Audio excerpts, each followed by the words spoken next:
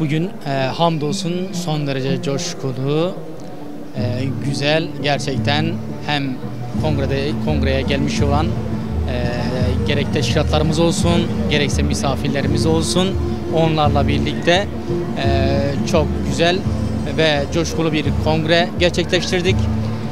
Bu kongrede Genel Başkanımızın özellikle konuşmasında vermiş olduğu çok önemli mesajlar vardı. Hasreten kongremizin ana teması olan adil sistem, hakça paylaşım temasını aslında Genel Başkanımız konuşmasında açtı. Buna ilişkin olarak mesajlar verdi ve bu mesajlar içeriğinde özellikle mevcut dünya sisteminin adeta bir zulüm çarkına döndüğünü ve Türkiye'deki sistemin de aslında bu dünyaya hakim olan sistemin bir parçası olduğu, özellikle ekonomik noktada kapitalist bir sistem ve bunun politikalarının uygulanması noktasında ciddi anlamda ekonomik noktada halkın adeta halk için olması gereken sosyal adaletin zedelendiğini ve gün geçtikçe adil olmaktan daha da çok uzaklaştığına dair vurguları oldu. Bundan dolayı özellikle sistemin adil bir sisteme dönüşmesi, evrilmesi noktasındaki mesajları hasreten 80 darbesinden sonra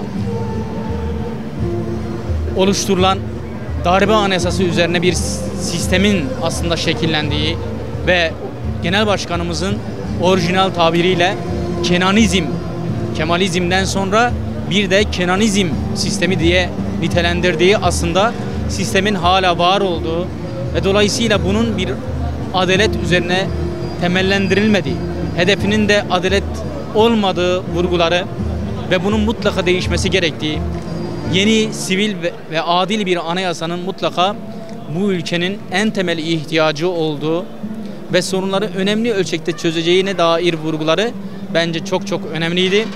Tabii bunun içerisinde özellikle Kürt meselesinin hala bütün çıplaklığıyla, bütün sıcaklığıyla var olduğunu, bu meseleyi çözme iradesinin mutlaka ortaya konulması gerektiğini, eğer bu mesele çözülürse Türkiye'nin ülke olarak aslında daha da büyüyeceğini, daha da güçleneceği şeklindeki vurgularının son derece önemli olduğunu düşünüyorum.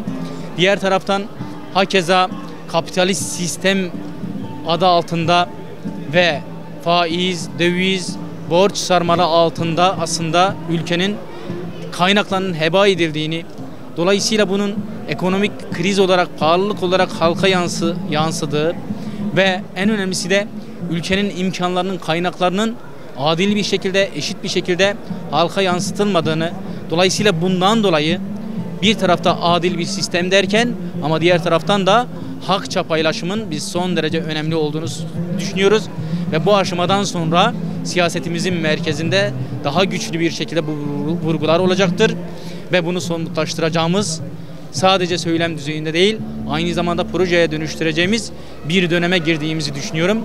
Evet, hem dediğim gibi söylem olarak, hem mesaj olarak, hem perspektif olarak yepyeni bir sürece girdiğimizi düşünüyorum. Parti olarak, ülke olarak ama diğer taraftan da hakeza aynı şekilde özellikle bundan sonra Türkiye siyasetinde Hüdapar'ın bu 2012 yılı itibariyle yürümüş olduğu bu yolda dile getirmiş olduğu söylemler olsun, ortaya koymuş olduğu hedefler olsun, ilkeler olsun, bundan sonra çok daha güçlü bir şekilde siyasette kendisini hissettirecektir.